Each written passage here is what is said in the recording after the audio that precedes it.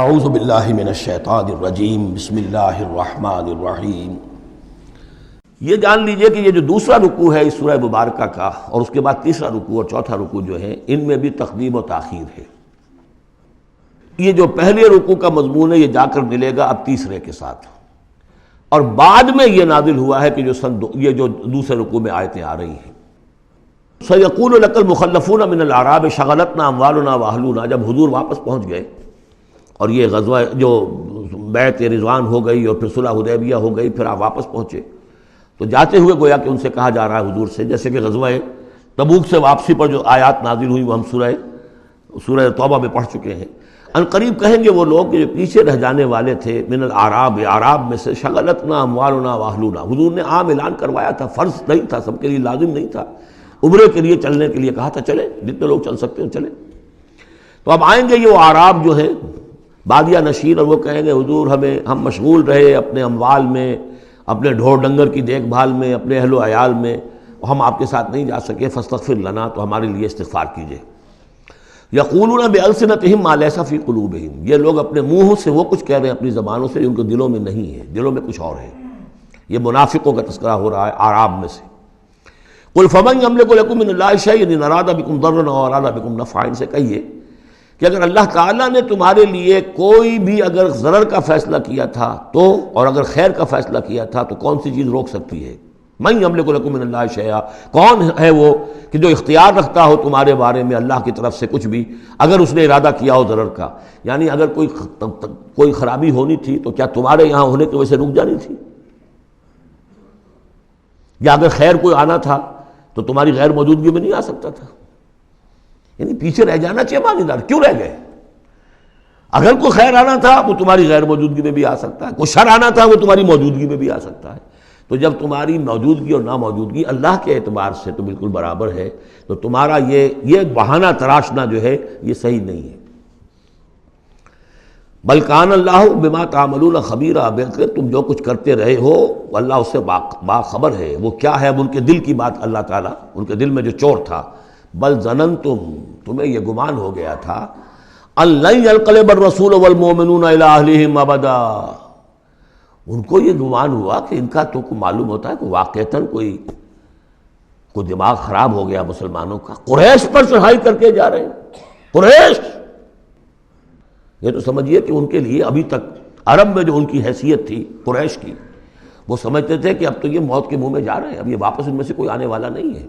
بل ظننتم، تم نے یہ گمان کیا تھا، ان لن ينقلب الرسول والمؤمنون الى اہلہم ابدا، کہ اب واپس آئیں گے ہی نہیں رسول اور اہل ایمان اپنے گھر والوں کی طرف۔ وزین ذلک فی قلوبکم، اور یہ تمہارے دلوں میں کھما دی گئی بات، وظننتم ظن السوء، اور تم نے بہت برا گمان کیا، وکنتم قوما بورا، اور تم ہو ہی تباہ ہونے والے لوگ۔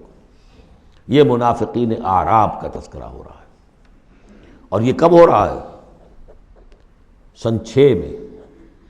سن 2 کے اندر جو معاملہ تھا وہ بھی ہم دیکھ چکے، وہ جو سورہ محمد کے اندر آیا معاملہ، جبکہ ابھی یہ مرحلہ شروع ہو رہا تھا، ابھی قتال کا سلسلہ شروع ہونے والا تھا، اس وقت بھی ان کے دلوں میں صلح جوئی، امن سے کام کرو، صلح سے کام کرو، یہ خامخواہ جو ہے یہ اس طرح کی مہم جوئی مناسب نہیں ہے، اس وقت ان کا یہ خیال تھا۔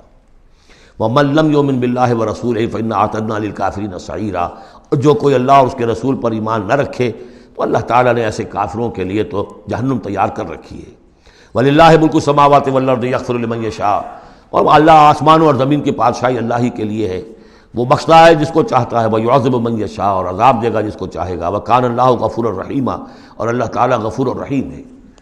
سَيَقُولُ الْمُخَلَّفُونَ إِذَا انطَلَقْتُمْ إِلَىٰ مَغَانِمَ لِتَأْخُذُوهَا، اب یہ نوٹ کر لیجئے تاریخی اعتبار سے کہ اس کے فوراً بعد جو ہے اگلے ہی سال حضور نے، اب جب کہ قریش سے صلح ہو گئی تو آپ یکسو ہو گئے، ادھر سے کوئی حملہ اب نہیں ہوگا، تو آپ نے اپنی پوری طاقت لے کر خیبر پر حملہ کیا، جو گڑھ بن گیا تھا یہودیوں کا، جو بنو قینقاع اور بنو نذیر نکالے گئے تھے، جا کے وہیں آباد ہو گئے تھے، پہلے سے بھی وہاں پر وہ بڑا گڑھ تھا، ان کے بڑے قلعے تھے، بڑے یعنی فورٹیفائڈ، اور وہاں پر سارا وہ اب حضور نے ان کی جو ہے سرکوبی کی۔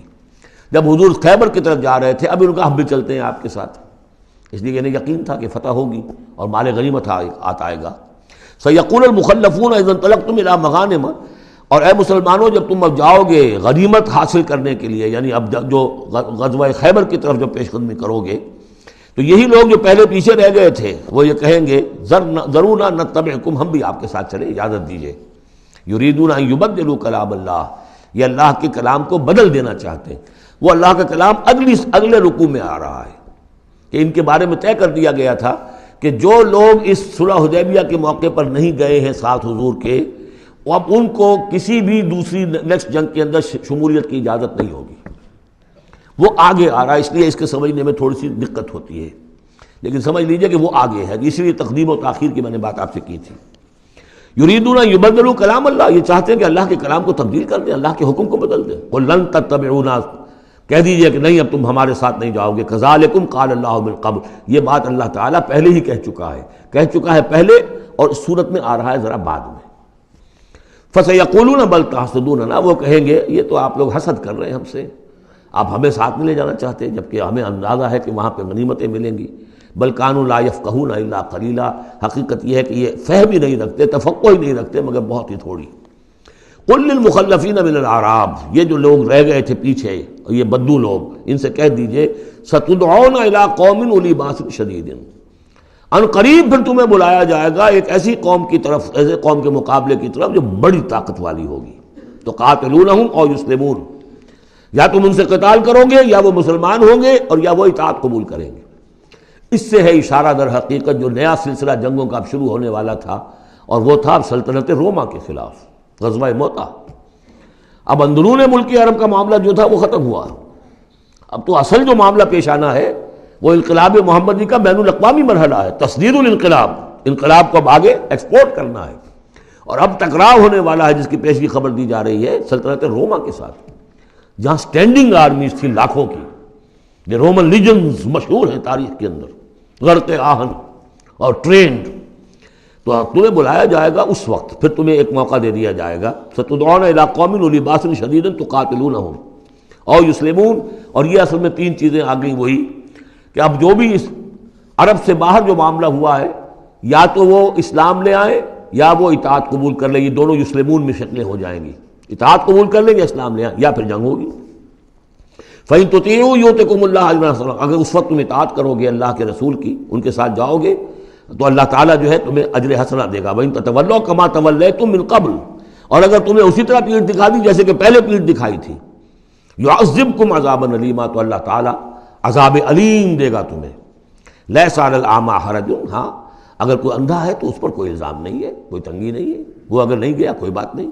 ولا علی الأعرج حرج، نہ کوئی لنگڑا ہے تو اس کے لیے بھی نہیں ہے۔ ولا علی المریض حرج، اسی طریقے سے کوئی بیمار ہے تو اس پر بھی کوئی اس کی باس پرس نہیں ہے۔ ومن یطع اللہ ورسولہ یدخلہ جنات تجری من تحتہا الانہار، اور جو اللہ تعالیٰ اور اس کے رسول کی اطاعت کرے گا اللہ تعالیٰ اس کو داخل کرے گا ان باغات میں جن کے دامن میں ندیاں بہتی ہوں گی۔ ومن یتولی، اور جو کوئی پلٹ جائے، پیٹھ موڑ لے، یعذبہ عذابا علیما، اللہ تعالیٰ اسے عذاب علیم، دردناک عذاب دے گا۔ اب اس کے بعد یہ پہلے رکوع والا مضمون جو بیعت کا مضمون چل رہا تھا، وہی بیعت کا مضمون اب آگے یہاں چل رہا ہے۔ یہ بیچ والا جو ہے دوسرے رکوع کا مضمون یہ اس کے بعد کا تھا، پہلے آ گیا ہے۔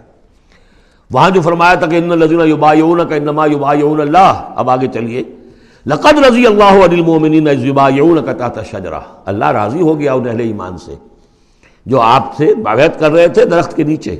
فعلم ما فی قلوبہم، تو اللہ تعالیٰ کے علم میں ہے جو کچھ ان کے دلوں میں تھا، اور اس وقت ذوق شہادت اور جوش جہاد تھا، ابھی وہ صلح کی بات تو ہوئی نہیں، وہ تو بیعت کر کے بولنے کے بعد ہوئی ہے۔ فانزل السکینۃ علیہم، اللہ نے ان پر سکینت، سکون، اطمینان نازل کر دیا۔ واصابہم فتحا قریبا، اور انہیں فتح دے دی بہت قریب، وہ فتح قریب وہی ہے، انا فتحنا لک فتحا مبینا، اس صلح کو کہا گیا کہ فوری طور پر انہیں فتح مل گئی۔ ومغانم کثیرۃ یاخذونہا، اور بہت سی غنیمتیں ہیں جو وہ اور جو لیں گے، حاصل کریں گے۔ وکان اللہ عزیزا حکیما، اور اللہ تعالیٰ زبردست ہے، حکمت والا۔ وعدکم اللہ مغانم کثیرۃ تاخذونہا، اے مسلمانوں اللہ کا تم سے وعدہ ہے بہت سی غنیمتیں تمہیں ملیں گی۔ فعجل لکم ہذہ، تو یہ تو تمہیں نقد دے دی ہے، فوری طور پر دے دی ہے یہ فتح جو تمہیں مل گئی ہے۔ وکف ایدی الناس عنکم، اور اللہ تعالیٰ نے روک لیا لوگوں کے ہاتھوں کو تم سے، لتکون آیۃ للمؤمنین، تاکہ یہ اہل ایمان کے لیے ایک نشانی بن جائے. وَيَهْدِيَكُمْ صِرَاطًا مُسْتَقِيمًا، اور اللہ تعالیٰ تمہاری رہنمائی فرمائے سیدھے راستے کی طرف، یعنی اب تمہاری جد و جہد جو ہے وہ تیر کی طرح سیدھی کامیابی کے آخری مراحل تک پہنچ جائے. صدق اللہ العظیم.